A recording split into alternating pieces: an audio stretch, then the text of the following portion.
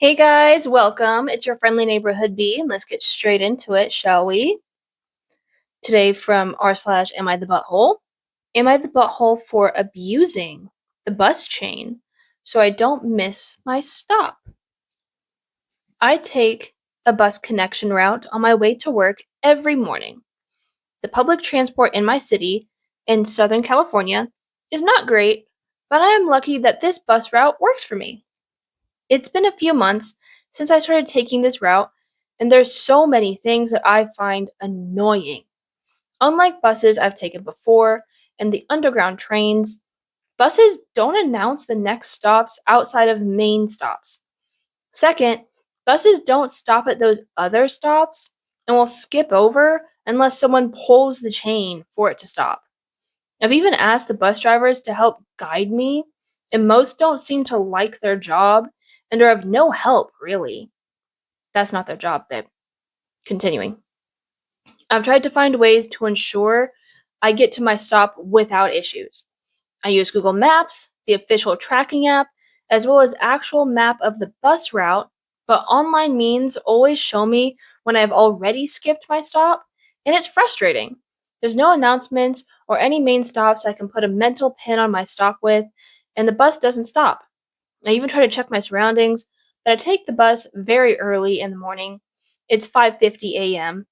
and still relatively dark outside. It's frustrating. So lately, when I have a fair idea of where I'm near, I track minutes and seconds, I pull the chain. Most of the time, the bus is forced to stop for like 5 seconds before resuming again, and I can generally tell, you can generally tell where I'm at, and if the stop is next to mine. I don't like doing this. But if I don't, I always miss it and I have to walk like 20 minutes to work when it would take me less than 3. Yesterday, it happened again, and the bus driver called me out and was clearly annoyed with me. I apologized briefly, but I still don't know what the solution is. So, you say that it's hard for you to check your surroundings and you're not sure where you're at. And in the same breath, you're also able to tell when you're at the stop right before yours? Those are contradictory statements, my love. Those are contradictory statements. You sound like a butthole. Also, 5:50 a.m. in Southern California. It's not that dark. Really? Is it? I don't think it's that dark. In the morning? No, that's almost 6 a.m. Like, it can't be that dark. Oh, the fact that you know that it's a stop before yours, you sound like a butthole and you sound a little lazy. Anywho, if you like me yapping at you, make sure to like and subscribe because I'm here every day. Next victim. Am I the butthole because I refuse to try for a daughter? Spicy. Spicy one. My wife and I have been having a hard time. Yeah, sorry about that. I think a lot of us are. I'm sorry. She is a teacher, and her job is stressful. Every day, she talks about how much she dislikes her students and their parents. In many ways, this has bled into our home life. She often will get frustrated with our son and say, "You're acting like so and so," or "So and so in my class does the same thing." This is confusing for him because he doesn't know who those people are. Our son is starting kindergarten in the fall. My wife wants to have a second baby. She says she is sick of being a boy mom and wants a daughter. I don't think we're ready to have a second baby. For one, we have had several conflicts with our parents about childcare. Both sets of parents have said they will help us, but her parents are flaky and my parents are judgmental. For second, we are not doing well financially at the moment. Expenses have gone up, and that is stressful. For a third thing, my wife wants us to have a girl, and I'm scared of how she will react if that does not happen. My wife said I'm being selfish because I got a boy and now I think we're done. She said if we had a girl first, I'd want to try again. That's not true. I don't care. I just think now it's a bad time for a second child. Period. Work is stressful. Home is stressful too.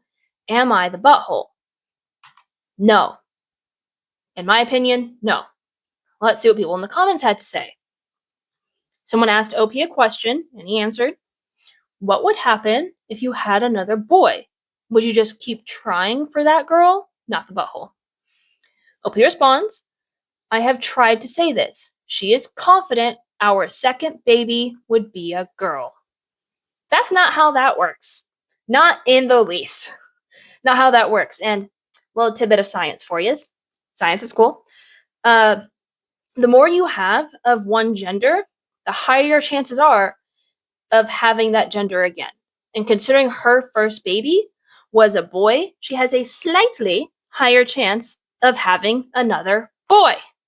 Would she lose her mind about having another boy? Just, And if she did have another boy, how would that boy and your existing son be made to feel about themselves? Would they have that ingrained mommy issues of mommy never wanted me? And then we have another terrible human in the world because they inflict that upon the world of mommy never wanted me, I was never wanted, and now they're an adult like that? No. Another person said, not the butthole. She's clearly not stable enough to have another baby right now. She needs to focus on the child she already has and get a therapist. And maybe even finding another job because life is really hard for teachers these days. OP responded, she really doesn't enjoy it. She says the kids are impossible. When that movie Weapons came out, she said the scene at the end with the weaponized kids are just what her students are like all the time. Yeah, I would say that your wife needs individual therapy. And at this point, all three of you need family therapy as well, especially considering your wife is acting this way towards your guys' son. She's saying, oh, you're just like this, da da da da. That's not something you need to push on the child. I think you all need to have an outside perspective of someone who can actually talk to you, and you do need a party that can balance you out. You need a middleman, someone who's not going to be leaning more towards one end over the other. You need a middle party. You need a middleman. You need a therapist, but not the butthole. Next victim. Learn from my fail. Electric razor on armpits edition. Ooh. So I got one of those newfangled razors with the multiple floating heads that they advertise mostly for bald men to use on their heads. I saw a pink version advertised on TikTok for women to use on their legs. I bypassed the pink tax and bought a black one on Amazon. I used it on my legs and it worked okay. Not smooth as silk, but it was very easy to use and my legs looked okay. I didn't really care how they felt. So, a few days later, I decided to do the pits. Oh my god. It felt fine while I was doing it. Started easy, seemed fine, so I finished up a bit more aggressively. These razors aren't meant to use in a straight down pattern like a normal electric or non-electric razor. You use them in random circular motions. I went to town. Got the job done, added deodorant, went about my day. A couple hours later, the burning began. Went to the mirror. Take a look. The worst razor burn I've ever had. Within 24 hours, I had huge red welts. Oh no, baby! So I treated with hydrocortisone, and after a few days of absolute misery, this is not hyperbole, it was truly awful, so painful. It started to heal. Fast forward to a week after the incident, everything is 90% healed. I'm back to wearing deodorant and not walking around with my arms in the air like I'm being mugged. I wake up, jump in the shower, find myself whimpering as I wash my right armpit. Look in the mirror, and there's a spot about the size of a golf ball, deep red, extremely painful. It looks like a chemical burn. So I go back to the hydrocortisone and I wait. 3 days, hoping it will heal. It does not. It's Sunday. I'm miserable, and I have a busy work week ahead, so a trip to the dermatologist is not ideal. Off to urgent care I go, feeling dumb, and like I'm maybe being a big baby and overreacting, but I'm so done with this. Here's a little known bit of medical knowledge. When a doctor takes one look at you and says, "Oh my god, you poor thing," it's not good. She's not sure if it's just infected or if it's fungal, so we're treating it as both antifungal ointment and oral antibiotics. Jesus. But the fun part is that I have to keep it dry without using deodorant. Ooh, that's stinky. Well, lucky me, I have an old shoulder injury that limits my range of motion, making it difficult to raise my right arm and very painful to keep it raised. When I point this out to the doctor, she says, "Tuck a piece of fabric up there to limit skin to skin contact." Since I'm using the ointment, I don't want to just shove my shirt up there. Plus, that looks dumb. I don't have a shirt that I want to sacrifice by cutting it up into armpit sized pieces, but I do have a lot of old cotton underwear. I've found that if I put my arm, oh my god, through both leg holes with the crotch side up, smooth out the rest under my arm, it's a nice cushion.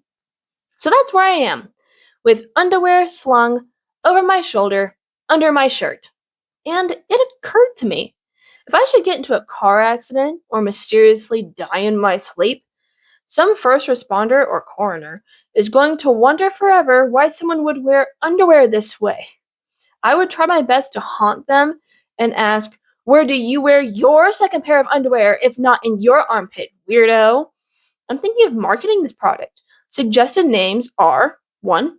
Pit panties, or 2. Underarmderwear. Underarmderwear.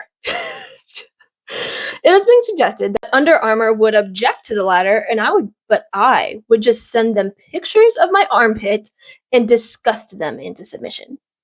Waking up in the morning wondering where my pit panties went when I tore them off in the middle of the night was not on my 2026 bingo card. Wouldn't be on mine either, frankly. I'm so sorry. Oh my god, that sounds so painful. Nope. Mm-mm. You can keep that. You can keep that. I'm so sorry. That sounds so painful. Ow. Owie. Anyway, thank you everyone for tuning in, and I hope to see you guys tomorrow. Bye, guys.